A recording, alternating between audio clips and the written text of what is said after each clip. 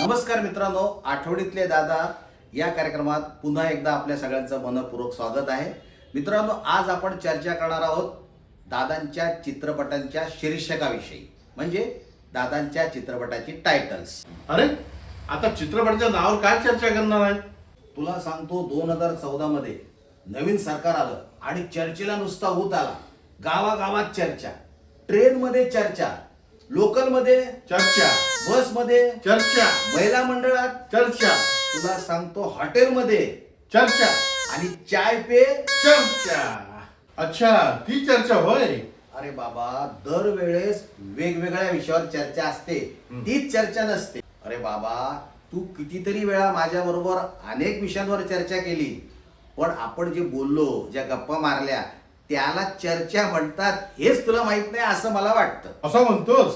अरे बाबा, ते जाऊ दे. अरे जाऊ दे तर जाऊ दे, मग काय राहू दे. अरे वा, तू पण आता पंच मारायला शिकला बर का? आता कशाचा पंच मारा शिकलो? तू पंच कशाला म्हणालास?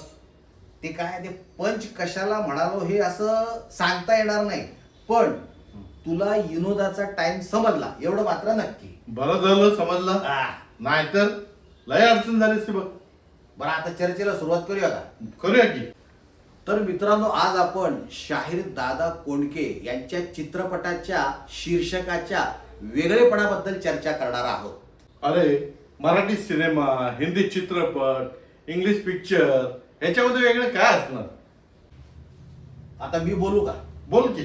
नाही, तू बोलू देत असशील तर मी बोलतो. अरे तू बोल, मी गपगार बसतो. तर मित्रांनो, चित्रपटाच्या पटकथेविषयी, कथेविषयी, दिग्दर्शनाविषयी, अभिनयाविषयी, लोकेशनविषयी, दिग्दर्शनाविषयी बरंच काही असतं. त्या सगळ्यावर आपल्याला चर्चा करता येते. तर ठीक आहे, आज आपण कशापासून सुरुवात करणार अरे आहोत? मित्रा, आज आपण शाहीर दादा कोंडके यांच्या चित्रपटांच्या शीर्षकापासून म्हणजे नावापासून सुरुवात करणार आहे. अरे नावात काय अडलंय? अरे बापरे, नावात काय आहे हा प्रश्न शेक्सपियरला पडला होता, आणि त्याच्यानंतर डायरेक्ट तुला पडला. काय करत आहे? पडला. आता तू मला त्याचं उत्तर दे. हे बघ मित्रा, प्रत्येक महान कलाकाराची स्वतःची आपली एक शैली असते. शैली? शैली म्हणजे काय? शैली म्हणजे काय हे तुला माहित नाही? हे बघ, हे जर मी सांगितलं हा. ना तर तू मला हसशील. नाही, मी कशाला असू? तू बिंदास सांग, तुला काय तुझ्या मनात आहे ना, शैली या शब्दाची जी काही माहिती तुला आहे ती तू मला बिंदास सांग. ये सांगू? अरे बिंदास सांग. अरे आम्ही कॉलेजला होतो ना, हा. आमच्या मित्राने एक पोरगी पटवली. काय बोलतो? तिचं नाव शिला होतं, शिला.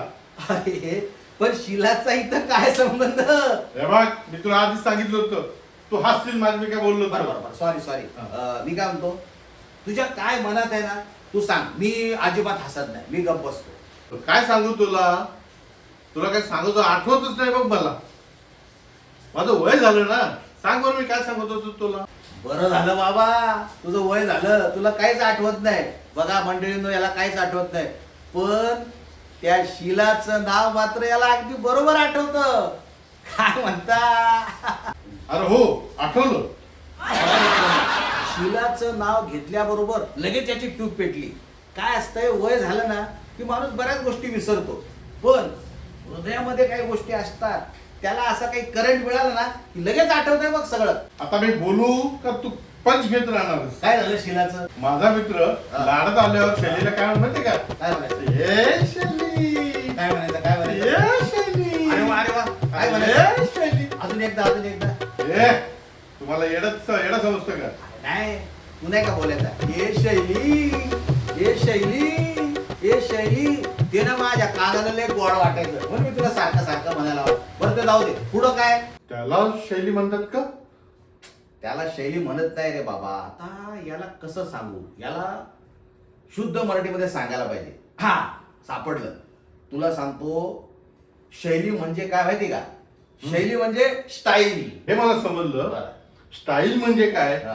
हे मला मराठीत सांग की. अरे तुला मराठीतच सांगितलं. बरं ठीक आहे, आता आपण करूया, थोडं पुढे जाऊया. दादांच्या चित्रपटांची नावं ही मराठी चित्रपटांच्या नावापेक्षा म्हणजे शीर्षकापेक्षा वेगळे असतात. वेगवेगळे कोणते असतात? आता तुला ते समजावून सांगतो. पूर्वीच्या मराठी चित्रपटाची नावं काय असायची?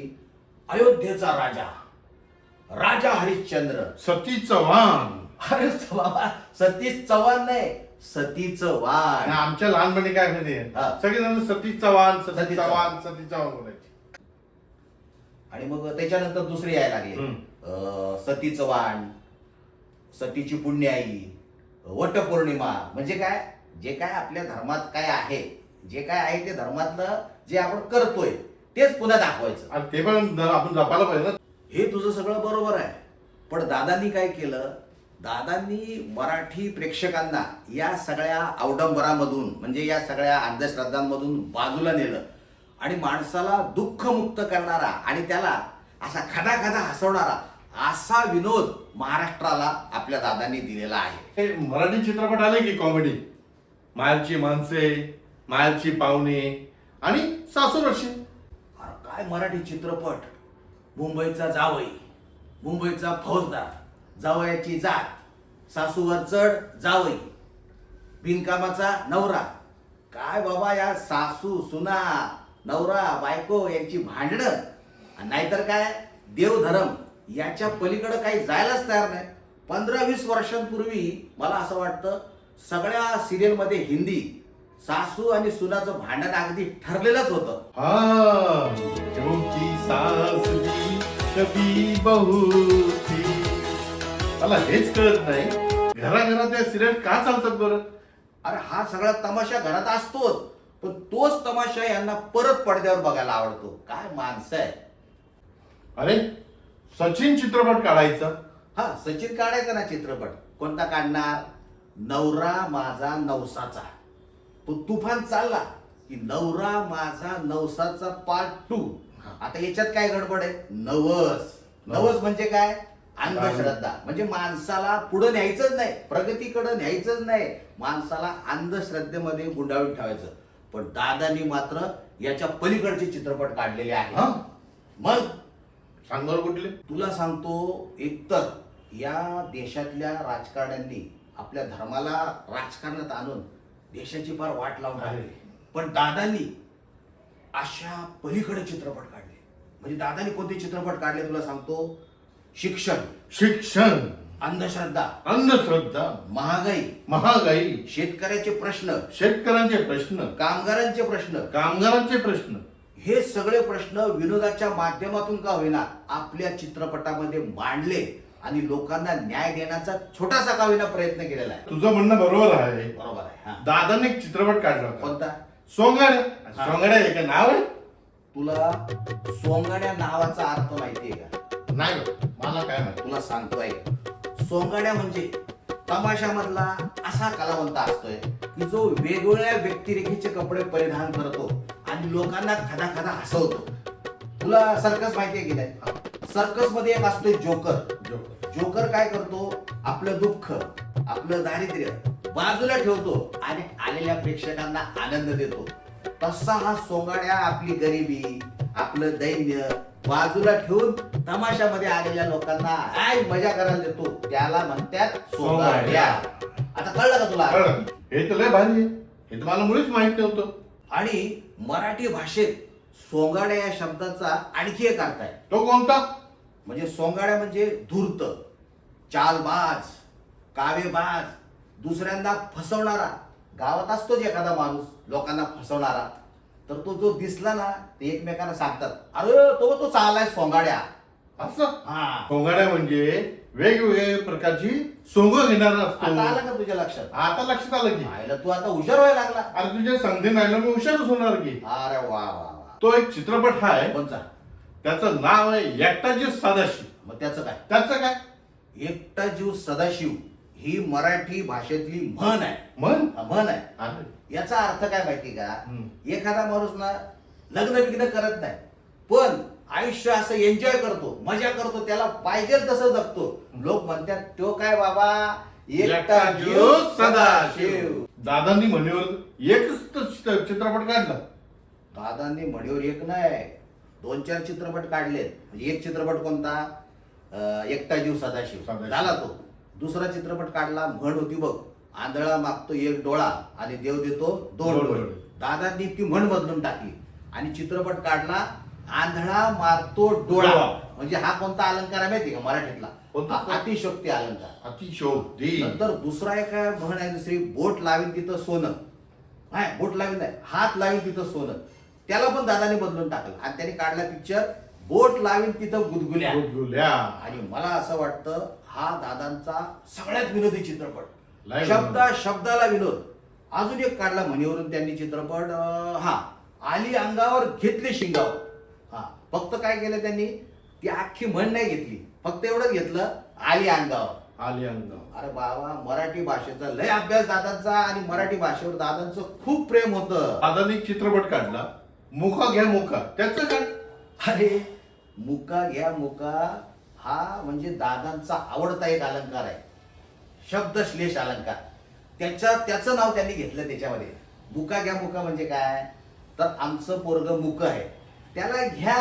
असं हा, पण लोकांना विनोद पाहिजे ना, म्हणून दादा असं टायटल मुका घ्यायचे. घ्या मुका. आणि एक काढला होता कोणता? पळवा पळवी चित्रपट. बरोबर आहे. तर त्या चित्रपटामध्ये कसं होतं, त्या गावात एक नियम बनवलेला होता. नियम. हा, असं की गावातली वस्तू, वस्तू, कुणाची बी वस्तू कुणी पळवली हम्म, तर तक्रार करायची नाही. त्यामुळे काय धमाल होते त्या चित्रपटात आपल्याला बघायला मिळतं. मी तुला सांगतो, हा चित्रपट पळवा पळवी चित्रपट जर आता काढला असता ना तर लय मजा आली असती. काय म्हणतो? मग कारण आता सत्ता स्थापन करण्यासाठी आमदारांची कशी पळवापळवी करतात, दादांच्या पोस्टरवर आपल्याला तेच दिसलं असतं. असा दादा हुशार माणूस होता. हे असलं दाखवल्यामुळे या चित्रपटाला सेन्सॉर सर्टिफिकेटच मिळालं नसतं. काय झाडी, वा वा. काय डोंगर, क्या बात आहे. काय घाटी. हा. दादानं सगळं समजा कळत होतं की. दादांना राजकारणातलं सगळं कळत होतं, त्यांचा राजकारणाचा पण अभ्यास होता. म्हणून तर दादा राजकारणामध्ये पडलेच नाही, अजिबात पडले नाही.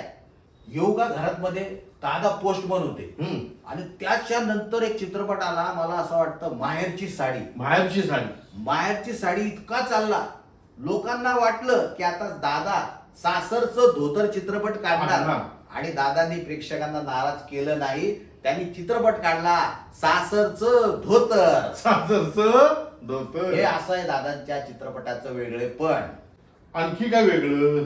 आणखी म्हणजे कसं की आता खेड्यातली माणसं, गरीब माणसं आपल्या पोरांची जी काही नावं ठेवतात ना, दादांच्या चित्रपटात दादांचं नाव तसलंच असायचं. म्हणजे प्रत्येक गरीबाला वाटायचं की हे जे पोरग आहे ना, हा जो दादा आहे ना, हे माझं पोरगच आहे, असं त्यांनी आयडिया करून ठेवली होती. उदाहरणार्थ सांगतो तुला, नाम्या, शिरप्या, गोंद्या, छोट्या, पांडुरंग, गोप्या, ही सगळी नावं ते आपल्या पिक्चर मध्ये स्वतःची ठेवायची. आणखीन एक गंमत सांगतो, त्यांच्या चित्रपटात त्यांच्या गाण्यामध्ये कवा कवा त्यांचं नाव यायचं. उदाहरणार्थ बघ, एक चित्रपट आहे त्यात त्यांचं नाव आहे शिरपा. चल र शिरपा देवाची कृपा, झाली या औंधा छान र छान, गाव मोठवरच गान, गाव मोठवरच गान. आता ते नायिकेचं पण नाव असायचं त्यांच्या गाण्यामध्ये, जसं गंगू तारुण्य तुझं बेफाम, जसा इश्काचा ऍटम बॉम्ब, गंगूचं नाव आलं त्याच्यामध्ये. आणखी एका चित्रपटात त्यांचं नाव नामदेव आहे, त्याच्यामध्ये त्यांचं गाण्यामध्ये नाव येतंय, अहो नामदेवा, अहो नामदेवा, आता मला एक चानस हवा, अरे नामदेवा, आता मला एक चानस हा हा हा हा हवा. तर दादांचं हे जे काही वेगळेपण आहे आणि ना, हे वेगळेपण आपण प्रेक्षकांना सांगण्याचा प्रयत्न करत आहोत. दादा चित्रपटाचे निर्माता, दिग्दर्शक, डायरेक्टर, लेखक जरी असले तरी ते स्वतःच्या चित्रपटात ना साध्या साध्या भूमिका करायचे, कधीच साहेब नसायचे. जसे धोबी, धोबी असेल, पोस्टमन, बरोबर आहे, शेतकरी, बँकेमध्ये पिऊन, अशा त्यांच्या भूमिका असायच्या. पण भूमिका कोणती असू द्या, दादांचा पोशाख ठरलेला होता. त्यांचा तो गबाळा पोशाख, ढगळ पोशाख, ते केस त्यांचे न विंचरलेले, पण ते त्या प्रत्येक चित्रपटामध्ये अतिशय प्रामाणिक असायचे, भोळे असायचे. त्यांचा हा जो भोळेपणा होता ना, हा मला असं वाटतं त्यांच्या इतका कोणत्याच अभिनेत्याला चांगल्या प्रकारे दाखवता आलेलं नाही. हे दादांचं वेगळेपण मला फार भावलेलं आहे मित्रा, फार भावलेलं आहे. समजा दादांच्या पोशाखाची आणि त्यांच्या भूमिकेची तुलना करायची असेल तर कोणाबरोबर करता येईल? हा खूप महत्वाचा प्रश्न तू विचारलास. तुला सांगतो, दादांच्या पोशाखाची आणि त्यांच्या भूमिकेची त्यांच्या अभिनयाची जर तुलना करायची असेल तर जगातल्या एकमेव अभिनेत्याबरोबर करावी लागेल. अरे बापरे, जगाबाहेर, भारताबाहेर? भारताबाहेर, जगातल्या. आठवते का बघ तुला तो माणूस, तो कलाकार आठवते का बघ? ते तूच सांगू. ते आठव. एकही शब्द न बोलता केवळ आपल्या शारीरिक अभिनयाने, शारीरिक हालचालीने ज्याने समस्त जगाला हसवलंय असा एक अभिनेता होऊन गेलेला आहे. मला काय सांगता येणार नाही भाऊ. ते तूच सांग. तुला आठवण करून देतो. एक गाणं आहे हिंदी मधलं, मेरा जूता है जापानी. मेरा जूता है जापानी, ये पतलू में इंग्लिस्तानी, सर पे लाल टोपी रूसी, फिर भी दिल है हिंदुस्तान. मेरा जूता है जापानी. बरोबर. हे गाणं कोणाचं आहे? राज राज कपूर. कपूर. पण राज कपूरने या गाण्यावर जे नृत्य केलंय ना ते कोणाचं केलंय? Charlie Chaplin. बरोबर. तर जगाला हसवणारा शारीरिक अभिनयाने असा एकमेव अभिनेता चार्ली चॅपलिन. आणि आपल्या महाराष्ट्राला, आपल्याला सगळ्यांना हसवणारा महाराष्ट्रातला एकमेव चार्ली चॅपलिन म्हणजे आपले दादा कोंडके. तर मित्रांनो, दादांच्या आठवणींचा हा सुरेल प्रवास असाच चालू राहील. तर भेटूया दादांच्या आठवणींच्या स्टेशनावर पुढच्या भागात. तोपर्यंत नमस्कार.